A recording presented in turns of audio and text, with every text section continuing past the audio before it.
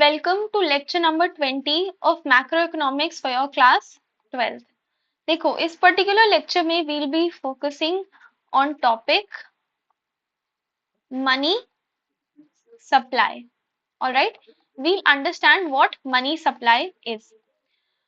So money supply, it refers to money held by the public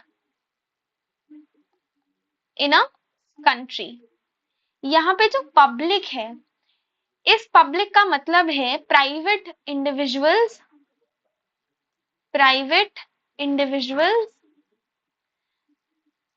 businesses या firms या फिर institutions that are operating in the economy. इस public में producer of money which is central bank यानी RBI plus government और commercial bank include नहीं होता है। These three things are not included in your term called public. Now let us in detail understand what is supply of money. So supply of money is how much money is available for people to use. लोगों के इस्तेमाल के लिए कितना money available है, हम उसको ही supply of money कहते हैं।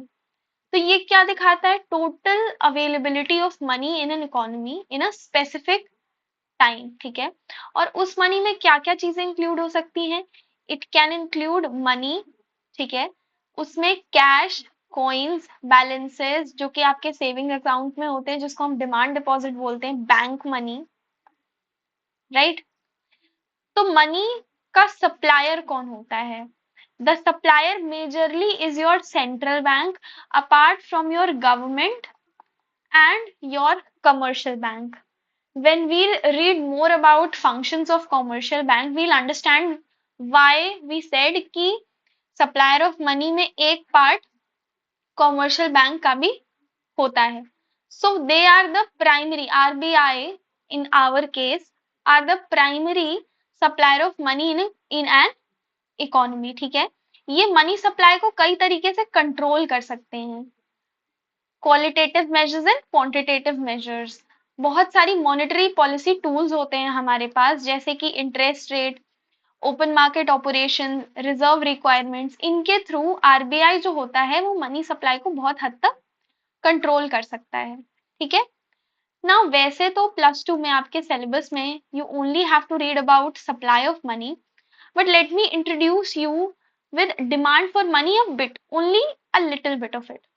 So demand for money is created by individuals, again the public, businesses, government, ठीक है, they demand money for various purposes. अब हमारे पास मेजरली 3 purposes होते हैं, 3 motives होते हैं डिमांड करने के मनी को। First we have transitive motive, ठीक है, second we have precautionary motive, third we have speculative motive. देखो मैं बहुत आराम से समझा रही हूँ, इसमें आपको बहुत ध्यान नहीं लगाना है, ध्यान इन सेंस कि आपके एग्जाम में नहीं आएगा, बट एक बार आप इसको समझ लोगे तो आपके लिए बेहतर रहेगा। ट्रांजिटिव का मतलब ट्रांजैक्शन पर्पस के लिए, जो रोज आपको खरीदना बेचने इसके लिए जो जरूरत पड़ती है, that is transitive. Precautionary, mummy बीमार पड़ गई, पापा बीमार पड़ गए, हम खुद बीमार पड़ गए, उसके लिए हम कुछ पैसे बचा के रखते हैं। ठीक है, प्रिकॉशंस लेते हैं, हम कुछ पैसे बचा के रखते हैं, हम सोचते हैं अच्छी इन्वेस्टमेंट डील मिलेगी तो तब इन्वेस्ट करेंगे, तो that is precautionary. Then speculation के लिए, जैसे बॉन्ड्स, हमने सोचा हम स्टॉक्स खरीद लेते हैं, बेसिकली इंटरेस्ट रेट से जुड़ा हुआ मोटिव इज योर स्पेक्युलेटिव। हालांकि हम 3 रीजंस की वजह से मनी को डिमांड करते हैं, ट्रांजैक्शन, प्रिकॉशनरी, स्पेक्युलेटिव। ठीक है, so transaction to facilitate everyday purchases and payments, precautionary में to have funds available for unexpected expenses, right, speculative में to hold money in anticipation of future investment opportunities, right. अब supply of money के कुछ important points हैं जो यहाँ पे मैंने नोट किए हैं। एज आई सेड, यहाँ से इस टर्म से स्पेसिफिक टाइम से आपको एक चीज याद आई होगी, स्टॉक और फ्लो का कॉन्सेप्ट। तो supply of money is a stock concept, ठीक है। Next point is supply of money does not include stock of money held by government. ये अभी भी हमने डिस्कस किया है थोड़ी देर पहले। Government stock of money held by the banking system of a country. यहाँ पे गवर्नमेंट में आरबीआई भी इंक्लूड कर दिया है इनको, ठीक है। तो व्हेन वी डिस्कस्ड पब्लिक, हमने यही बात समझी थी, right. The government is primarily a supplier of money. Government क्या है? Supplier of money है in terms of influencing the overall money supply through spending and policy with the help of RBI. ये हालांकि it can also have demands for money for its own operational functions, but we are very smart, we know public में क्या क्या चीजें include होती हैं। Then comes supply of money.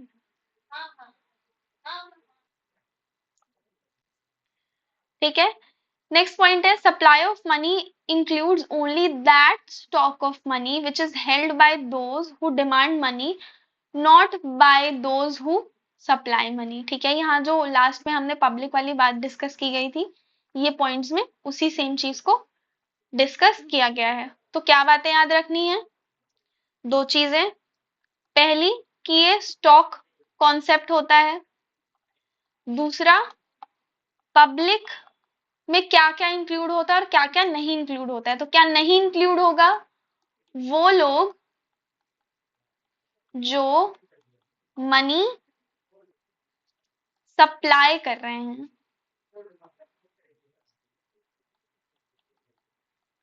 Measurement of money supply. इससे पहले, मेजरमेंट को समझने से पहले, let me in a very easy language explain you कि कंपोनेंट्स क्या होते हैं। Components of money supply. तो पहला कंपोनेंट आएगा हमारे पास करेंसी। दूसरा कंपोनेंट आएगा हमारे पास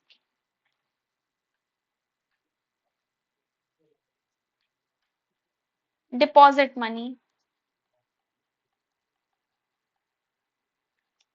ठीक है, करेंसी मतलब again coins, paper currency, basically fiat money.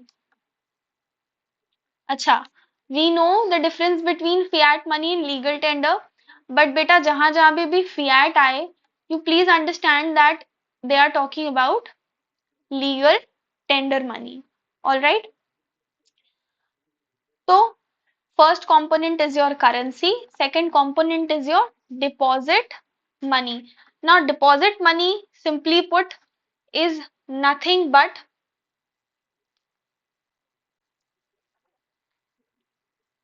demand deposit held by public with commercial banks, जिनके बेसिस पे checks can be drawn, उसको हम बोलते हैं bank money. Understood? So very clearly we know there are major two components of money supply. First is currency, the other is deposit money or the bank money. Bank money is nothing, demand deposit होते हैं that are held by the public, ठीक है, जिनके basis पे हम क्या करते हैं, चेक ड्रॉ करते हैं। ठीक है, now please don't misunderstand your bank money, don't you misunderstand your bank money with legal tender money. ठीक है, legal tender money is different and bank money is different. ठीक है, चेक आपका लीगल टेंडर में नहीं आएगा, वो आपकी फ्यूडिशरी मनी होगी। जिसको भी कंफ्यूजन हो, इससे पहला वाला लेक्चर एक बार जाके देख ले, लेक्चर 19, उसको ये बातें क्लियर हो जाएंगी। Measurement of money supply.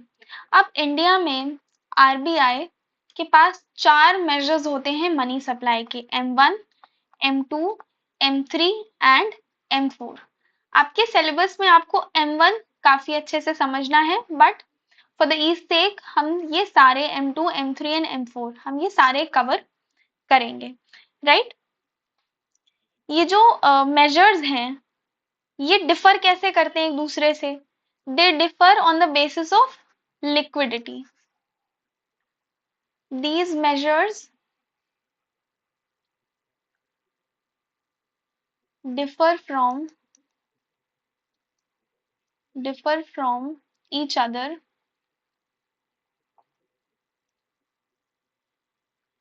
in terms of different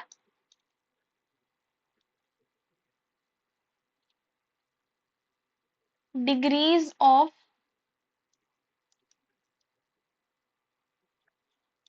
liquidity. अब लिक्विडिटी का मतलब होता है, कितनी आसानी से एक असेट को हम कैश में कन्वर्ट्स कर सकते हैं, कितना रेडिली और कितना जनरली एक असेट कैश में कन्वर्ट हो सकता है, इसी का मतलब होता है लिक्विडिटी. तो ये जो चारों मेजर्स हम पढ़ेंगे M1, M2, M3 और M4, ये एक दूसरे से किसके बेसिस पे डिफर कर रहे हैं? डिग्री ऑफ लिक्विडिटी के बेसिस पे. Alright, so let us move towards our first measure of money supply, M1. M1 represents the most liquid forms of money which can be easily used for transactions. ठीक है, M1 में 3 components होते हैं, right? तो पहला component is currency notes and coins with the public. This C denotes, let me take some space again. ठीक है, तो M1 में हमारे पास क्या है? C plus DD plus OD. C का मतलब क्या होता है? Currency notes and coins with the public. Now public से आई होप आपको मालूम है कि मैं किस पब्लिक की बात कर रही हूँ और इसमें क्या चीजें इंक्लूड नहीं होंगी. डीडी का मतलब होता है, DD refers to demand deposit. Demand deposit किसका? Demand deposit. Demand deposit of the people with the commercial banks. With the commercial banks को मैं सीबी लिख देती हूँ. ये चेकेबल डिपॉजिट्स होते हैं, मतलब आप इसको विड्रॉ कर सकते हो या फिर ट्रांसफर कर सकते हो आपकी डिमांड पे. They are different from time deposit. अभी इस लेक्चर में आफ्टर 5-7 मिनट्स आपको डिमांड डिपॉजिट और अच्छे से क्लियर हो जाएगा. थर्ड कंपोनेंट है हमारे पास ओडी. ओडी का मतलब other deposits. OD means other deposits. इसमें देखो 3 चीजें इंक्लूड होती हैं, राइट? पहला है हमारे पास demand deposit DD with RBI of public financial institutions जैसे कि NABARD.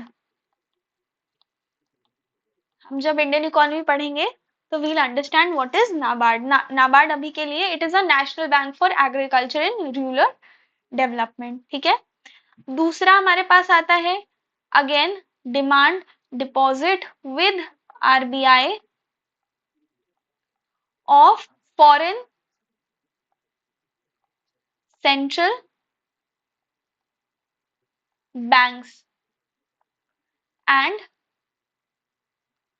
Of the foreign governments.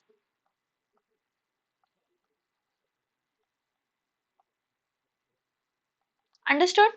Third component में हमारे पास है demand deposits again of international financial institutions जैसे कि, late me write it first, international financial institutions जैसे कि IMF या फिर वर्ल्ड बैंक. ठीक है, ये हमने समझ लिया. अब देखते हैं ओडी यानी अदर डिपॉजिट में क्या इंक्लूड नहीं होता है. तो अदर डिपॉजिट मैं कलर चेंज कर रही हूँ पेन का। Does not include.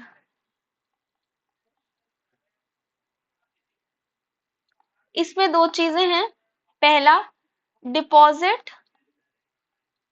Of the government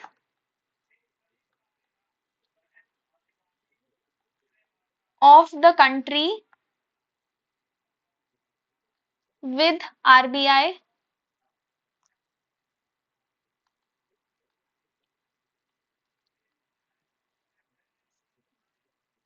Second is deposit of the country's banking system with RBI. ये दो चीजें अदर डिपॉजिट में इंक्लूड नहीं होती हैं। Take a screenshot, write it in your notes, this is important. ठीक है, ये M1 और M1 में जो चीजें हैं इसका एक बार स्क्रीनशॉट ले लीजिए या फिर इसको आप याद रखिए। ठीक है, एक बार फिर से देखते हैं। M1 में तीन कंपोनेंट्स हैं। करेंसी नोट्स, जिसमें कॉइन्स, पेपर नोट्स एक्सेट्रा जो भी पब्लिक के पास है वो इंक्लूड होता है। Then we have demand deposits. Demand deposits with commercial bank, ये भी पब्लिक के हैं। Those are checkable and withdrawable. Then we have other deposits. Other deposit में हमारे पास demand deposit with RBI of financial public financial institutions, जैसे कि NABARD. Let me write it, public financial institutions. Understood. दूसरा है हमारे पास demand deposit with RBI of foreign central banks and the foreign government. ठीक है, देखो जब हम पढ़ेंगे फंक्शंस ऑफ RBI तो आपको ये वाली बात क्लियर हो जाएगी। फिलहाल के लिए आप ये समझिए, RBI फॉरेन गवर्नमेंट का या फॉरेन सेंट्रल बैंक का बैंक होता है। RBI acts as bank of foreign central bank and foreign government, इसीलिए जो डिमांड डिपॉजिट उनका रहता है वो RBI के पास रहता है। Third, we have demand deposit of international financial institutions, जैसे कि IMF और वर्ल्ड बैंक। तो पहला public financial institutions as well as international financial institutions. अब इसमें क्या नहीं रहता है, तो दो चीजें हैं। Deposit of the government of the country with RBI, जो भारत सरकार का जो डिपॉजिट है RBI के साथ वो, और deposit of the countries banking system with RBI। ठीक है, ये बहुत अच्छे से याद रखना, this is very very important. Now let us move towards your other measures of money supply. दूसरा मनी सप्लाई है हमारे पास M2। M2 is nothing but M1 plus, M1 में आप क्या ऐड कर दो, SD। SD is nothing but saving deposits with post office. M3, M3 is nothing but when you add M1 plus TD. Now what is TD? TD is your time deposit, time deposit with commercial banks। ठीक है, SD क्या था? SD था आपका saving deposit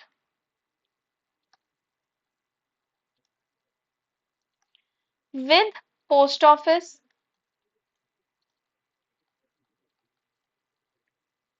saving bank, इसको हम बोलते हैं SD। अब M4 क्या है? M4 is nothing but when you add M3 plus TDP. Now what is TDP? TDP is your total deposit with post office. TD is your, let me write it, total deposit with the post office saving organization in excluding, यहाँ पे देखो एक चीज है, ये exclude करेगा national saving certificate को, ये याद रखना, this is national saving certificate. So M4 is M3 plus TDP, जिसमें TDP का मतलब होता है total deposit with post office saving organisation which excludes national saving certificate. Now I am hoping आपको ये सारी पिक्चर क्लियर हो गई होगी of different supply of money. ठीक है, अभी एक छोटी सी चीज है, again very interesting, let us understand that. देखो, मनी सप्लाई में अभी हमने पढ़ा हमारे पास चार चीजें होती हैं, M1, M2, M3 और M4। हमने ये समझा कि M1, M2, M3, M4 एक दूसरे से किस तरीके से डिफर करते हैं, they differ on degrees of liquidity. Now एक और टर्म होता है broad money and narrow money. ठीक है, तो ये जो डिस्टिंक्शन है between narrow money and broad money, ठीक है, इसका रेफरेंस होता है to the measure used for estimating total money supply in the economy. मतलब आप मनी सप्लाई को किस नजरिए से देख रहे हो, नैरो लेन में या ब्रॉड के तरीके से। तो M1 और M2 ये जो दो हैं, ये आपके पास नैरो मनी मेजर हैं, एंड M3 एंड M4 जब हम इन मेजर्स को यूज करके मनी सप्लाई देखते हैं तो they are the broad money concept of money supply. Understood? अब apart from different types of money supply we have M0। ठीक है, M0 is nothing but high powered money। Alright, तो जो overall supply of money होता है economy में, वो ultimately किस पे निर्भर करता है, it is dependent on the amount of central bank money, यानी money that is issued by your central bank which is RBI। तो the central bank money is sometimes called as high powered money या फिर monetary base। इसको हम denote करते हैं with M0। ठीक है, तो अभी जल्दी से समझ लेते हैं कि हाई पावर्ड मनी क्या होता है। हाई पावर्ड मनी, जिसको हम बेस मनी या फिर रिजर्व मनी या फिर मॉनेटरी बेस बोलते हैं। ठीक है, it is the total amount of currency in circulation and the reserves held by commercial bank and the central bank। It's considered high powered। इसको हम high powered क्यों बोलते हैं, because it can influence the money supply through the banking system's ability to lend। Understood? देखो, central bank अभी हमने discuss किया, इसके पास डायरेक्ट कंट्रोल होता है किसके ऊपर, हाई पावर्ड मनी के ऊपर। तो जो मॉनेटरी बेस है ये आपको क्या रिफ्लेक्ट करता है, it reflects the fact that overall money supply depends ultimately on the monetary base which is the amount of money that is issued by your RBI, that is your central bank।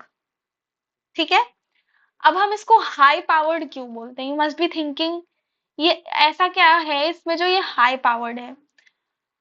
तो the term high powered it reflects कि जो central bank money है it leads to more than one for one increase, यानी एक पे एक increase नहीं होता है, एक पे मोर देन वन इंक्रीज हो सकता है। ठीक है, ओवरऑल मनी सप्लाई में it's not one for one increase, it is more than one, that is why it is high powered. इसीलिए जब आप हाई पावर्ड गूगल करेंगे तो आपको ये डायग्राम, सॉरी इसको उल्टा कर दीजिए, आपको ये डायग्राम दिखेगा। ऑलराइट, नाउ लेट अस सी कि हाई पावर्ड मनी में क्या क्या चीजें इंक्लूड होती हैं। तो high powered money includes currency in circulation, कहाँ गया, हाँ, currency in circulation plus currency deposit of the commercial banks with RBI plus other deposits with the RBI. Understood? तो हाई पावर्ड मनी के अगर और भी नाम आएंगे जैसे बेस मनी या रिजर्व मनी या मॉनेटरी बेस, तो कंफ्यूज मत होना, वो हाई पावर्ड मनी ही है। Now let us move towards our two things जो हमने अभी पहले स्लाइड्स में देखी थी, बट अब उनको हमें इन डिटेल में डिस्कस करना है। The difference between time deposit and demand deposit. तो टाइम डिपॉजिट या टर्म डिपॉजिट अगर बोले तो ये स्पेसिफिक पीरियड ऑफ टाइम के लिए होता है, हम इसे फिक्स्ड डिपॉजिट भी समझ सकते हैं। एक फिक्स्ड अमाउंट ऑफ मनी होती है which is deposited for a specific term, ठीक है। एक प्री डिटरमाइंड इंटरेस्ट रेट पे एक स्पेसिफिक समय के लिए ये मतलब जब्त हो जाती है बैंक में। तो दो चीजें याद रखनी है, स्पेसिफिक टाइम टर्म, दूसरा pre determined interest rate. Money demand क्या होता है, सॉरी डिमांड डिपॉजिट क्या है? Demand deposit is money held in an account that can be withdrawn in at any time without notice, ठीक है। अभी हम जब टाइप्स ऑफ अकाउंट्स पढ़ेंगे तो आपको ये एकदम पिक्चर क्लियर हो जाएगा। टर्म डिपॉजिट या फिक्स डिपॉजिट को हम कभी भी विड्रॉ नहीं कर सकते। आपने सुना होगा हमने 20 साल का फिक्स डिपॉजिट कराया है, 10 साल का फिक्स डिपॉजिट करवाया है, ठीक है, हम उसको विड्रॉ नहीं कर सकते। तो टर्म डिपॉजिट को बच्चों we can not withdraw any time that we want, उसकी एक मैच्योरिटी डेट होती है, ठीक है, उसके बाद ही हम उसको विड्रॉ कर सकते हैं, otherwise we'll have to face penalties. Demand deposit बने ही इसलिए हैं कि हम कभी भी, इसीलिए हम उनको बैंक मनी बोलते हैं, हम कभी भी चाहेंगे हम उसको विड्रॉ कर सकते हैं बिना किसी पेनाल्टी के, ठीक है। सेविंग्स अकाउंट और करंट अकाउंट में डिमांड डिपॉजिट आता है, ठीक है। Interest rate, generally interest rate demand deposit से ज्यादा रहता है क्योंकि ये पैसे आपका एक सर्टेन पीरियड ऑफ टाइम के लिए रोक रखते हैं, फिर बैंक वो पैसों को कहीं भी इन्वेस्ट कर सकता है तो उसका प्रॉफिट होता है, तो जनरली वो हायर इंटरेस्ट रेट पे आपको दे देता है। Demand deposit lower interest rate पे रहता है compare to your term deposit या फिर fixed deposit. Now term deposit it is suitable for saving money for a fixed period of time, और demand deposit day to day transaction, आपका plastic money यानी debit card के through आप payment करो, cheques, ठीक है, तो ये डे टू डे ट्रांजैक्शंस के लिए ज्यादा बेहतर है। टर्म डिपॉजिट के एग्जांपल्स देखिए, fixed deposits, recurring deposits. Demand deposit में सेविंग अकाउंट हो गया हमारा, करंट अकाउंट हो गया, ऑलराइट। अब दो टर्म्स हमें और समझने हैं, net demand deposit and gross demand deposit. इसमें सिर्फ एक चीज का डिफरेंस होता है, inter bank deposits, right. Net demand deposit में क्या होता है, the total demand deposit held by the public in banks excluding, इसमें इंटर बैंक डिपॉजिट्स नहीं होते हैं, जबकि ग्रॉस डिमांड डिपॉजिट्स में इंटर बैंक डिपॉजिट होते हैं, ठीक है। Net demand deposit focuses only on deposits from individual and businesses, ठीक है। Gross demand deposit focuses on all demand deposits including those from other banks. Now interbank deposit क्या है? Interbank deposit मान लीजिए आपके पास दो भाई भाई बैंक हैं, ठीक है, पीएनबी और कोटक, ठीक है। पीएनबी को पैसों की जरूरत पड़ी, पीएनबी ने अपने दोस्त कोटक को फोन लगाया, उसने बोला कोटक भाई थोड़े पैसे चाहिए। अब कोटक के पास 150 रुपए एक्स्ट्रा थे तो कोटक ने पीएनबी को दे दिए। Now this is your interbank claim, ठीक है। Sometimes your bank needs extra cash, उसको थोड़े एक्स्ट्रा कैश की जरूरत होती है फॉर मे बी 1 डे और 2 डे, और दूसरे बैंक के पास अगर एक्स्ट्रा मनी होता है तो वो उसको लेंड कर देता है, ठीक है। इसी इसी वजह से लेंडिंग और बोरोइंग की वजह से हमारे पास इंटर बैंक क्लेम्स जेनरेट हो जाते हैं, अंडरस्टूड। तो इसी को हम बोलते हैं इंटर बैंक डिपॉजिट्स। तो ग्रॉस में ये इंक्लूड होता है और नेट में ये इंक्लूड नहीं होता है। Indian monetary system. Now Indian monetary system refers to the form of money which circulates in the economy by way of order or authority by the government. ठीक है, तो गवर्नमेंट या फिर अथॉरिटी ने जिस तरह की मनी सर्कुलेशन के बारे में बोला है कि यही सर्कुलेट होगा, उसी को हम बोलते हैं, वही होता है हमारे इंडियन मॉनेटरी सिस्टम में। तो इंडिया फिलहाल के लिए we are using paper currency plus coins. तो हमारा जो इंडियन मॉनेटरी सिस्टम है it is paper currency standard.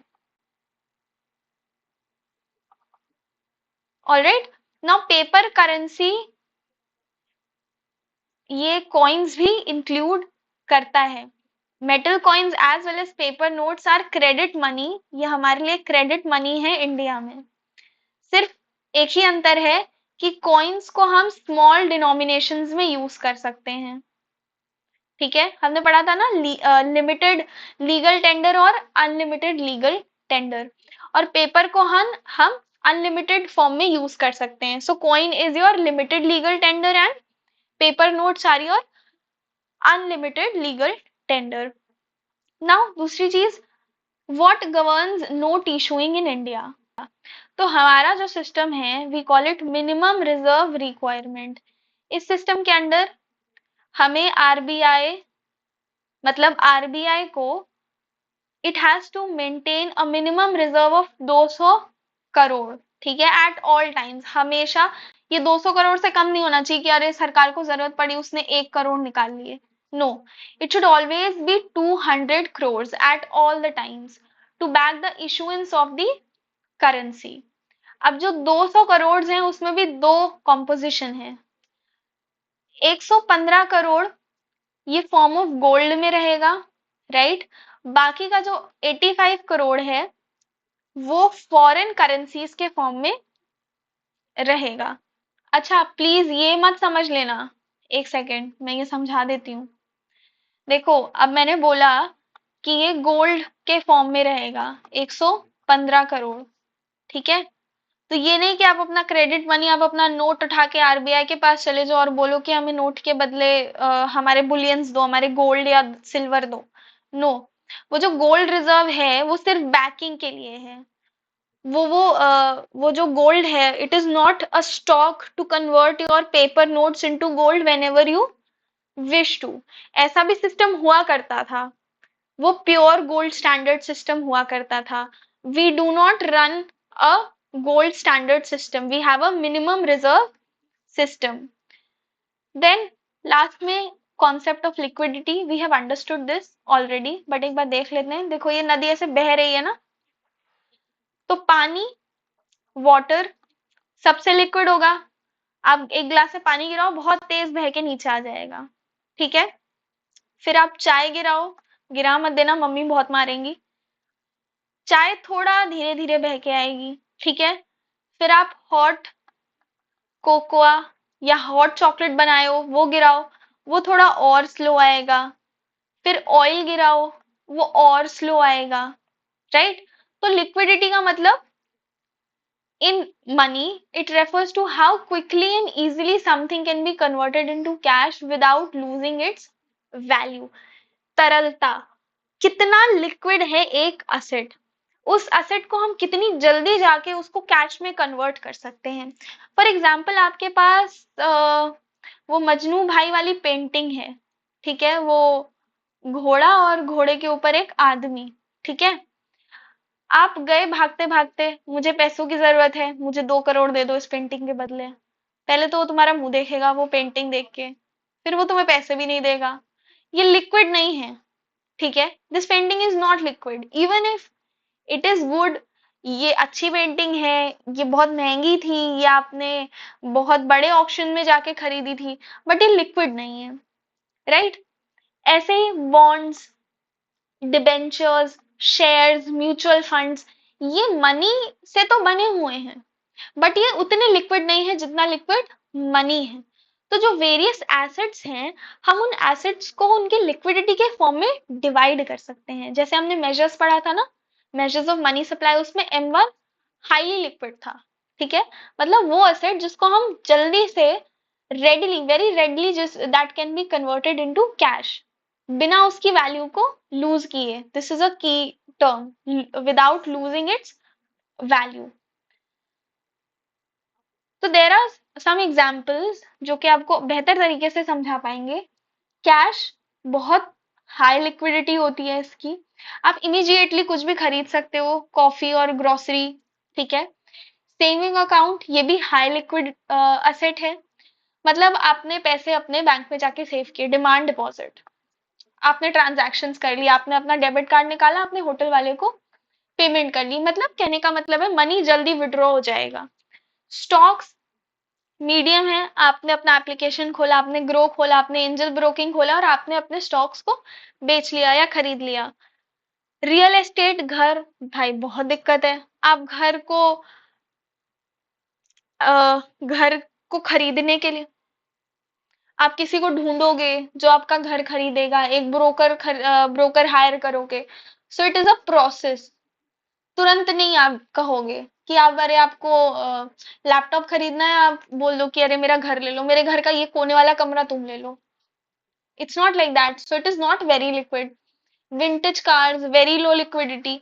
अब जिसको आप देना, जिससे आप वो एक्सचेंज कर रहे हो, जो आपका मन पसंदीदा आइटम है, फॉर एग्जाम्पल लैपटॉप, अब उस दुकानदार को विंटेज कार्स का शौक ही नहीं है, वो क्या करेगा, उसके लिए तो वो मतलब इट्स वर्थलेस। तो फिर आप उसके उसके हिसाब से कस्टमर ढूंढो जिसको विंटेज कार का शौक हो, फिर जाके आप उसको कन्वर्ट करो कैश में, ठीक है। जैसे a rare car might take months or year to sell, making it hard to turn into cash quickly. Understood the concept of liquidity? Now, who supplies money? So we know we have three major suppliers of money. First, we have government, then we have our central bank RBI, then we have commercial bank.